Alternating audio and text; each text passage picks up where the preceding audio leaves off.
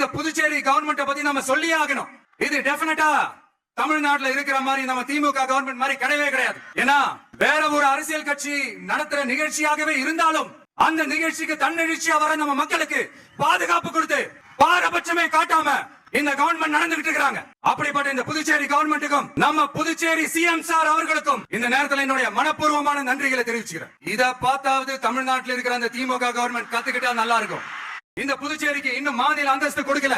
மாநில அந்தஸ்து வேணும்னு கேட்டு பல முறை சட்டசபையில தீர்மானம் போட்டு ஒன்றிய அரசுக்கு அனுப்பி வச்சுக்கிட்டே இருக்காங்க. இந்த வருஷம் கூட மார்ச் மாசம் 27ஆம் தேதி 2025 அன்னைக்கு ஒரு தீர்மானம் போட்டாங்க. அது மாநில அந்தஸ்து வேணும்னு கேட்டு ஒன்றிய அரசுக்கு அனுப்புற 16வது தீர்மானம். புதுச்சேரி காரைக்கால் பகுதிகளில் மூடப்பட்ட 5 மில்கள் பல்வேறு தொழிற்சாலைகளை மீண்டும் திறக்கிறதுக்கு இதுவரைக்கும் ஒரு துரும்ப கூட கிளி போடல.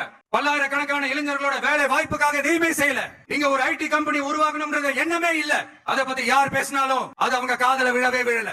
இங்க ஒரு அமைச்சர் ஊழல் குற்றச்சாட்டுல பதவியை விட்டு தீக்கப்பட்டு அந்த இடத்துக்கு இன்னொருத்தரை நியமிச்சு 200 நாள் ஆச்சு. இன்னும் அவருக்கு ஒரு இலாக்காவே தரல. இந்த செயல் சிறுபான்மை மக்களை அவமானப்படுத்துறதுன்னு அந்த மக்களே சொல்றாங்க. புதுச்சேரியோட முக்கிய அங்கமாக இருக்கிற காரைக்கால், மாகே, ஏனாம் பகுதிகளில் எல்லாம் முன்னேற்றமே இல்லைன்னு அந்த பகுதி மக்கள் சொல்லிக்கிட்டே இருக்கிறாங்க. குறிப்பா காவிரியோட கடைமடை பகுதியான காரைக்காலை மொத்தமா கைவிட்ட மாதிரி தான் இருக்குது. இது எல்லாமே முன்னேற்றம் அடையணும்.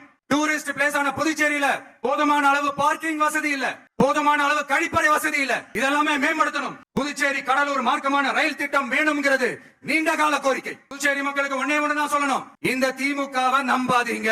அவங்களுக்கு உங்களை நம்ப வச்சு ஏமாத்துறதுதான் அவங்க வேலையே.